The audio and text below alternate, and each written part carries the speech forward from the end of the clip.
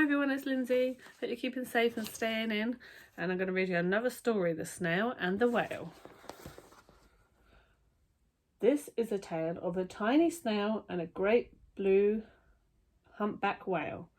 This is a rock as black as a root. And this is a snail with an itchy foot. The snail slithered all over the rock and gazed at the sea and the ships in the dock. As she gazed, she sniffed and sighed. The sea is deep and the world is wide. How I long to sail, said the tiny snail.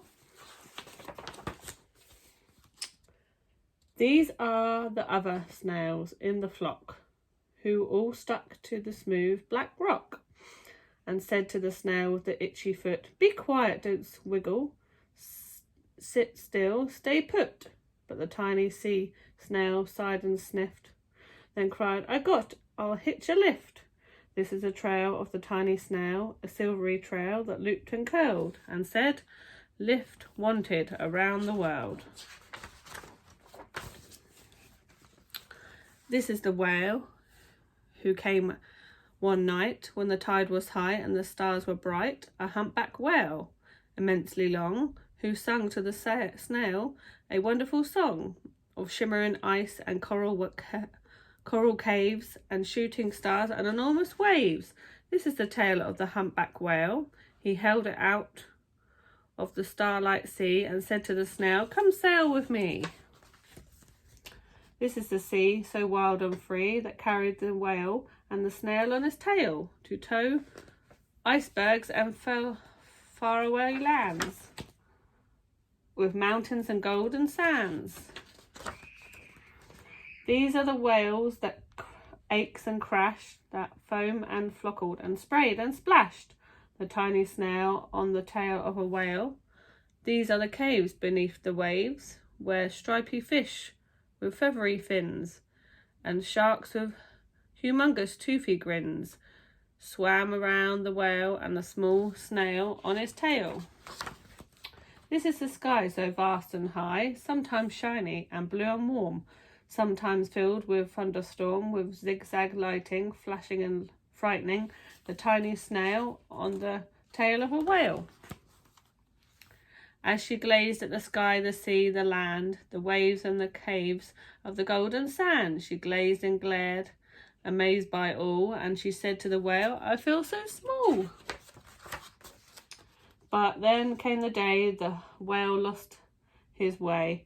There are speedboats racing and zigging and zooming all over the place, upsetting the whale with their ear-splattering roar, making him swim too close to the shore. This is the tide slipping away.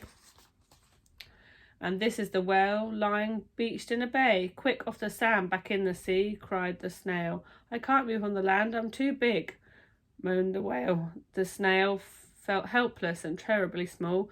"Then I've got this," she cried, and started to crawl. "I must not fail," said the tiny snail.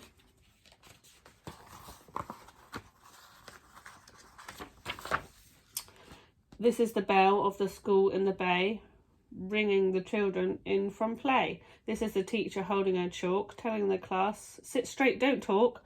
This is the board as black as a soot, and this is the snail with the itchy foot. A snail, the teacher turns pale. "Look," said children, "it's leaving a trail." This is the trail of the tiny snail, a silvery trail saying, "Save the whale." These are the children running from school, fetching the fireman, digging a pool, splurting and splatting and keeping the whale cool. This is the tide coming back into the bay, and these are the villagers shouting hooray as the whale and the snail travelled safely away back to the dock and flock on the rock. Who said, "How time's flown, and haven't you grown?"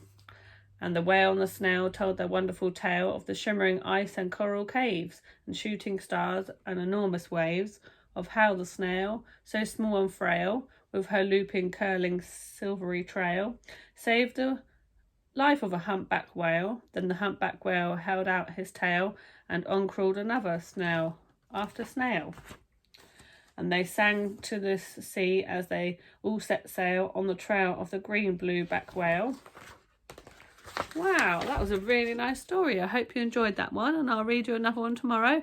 So keep safe, stay at home, and I'll read you one soon. Bye.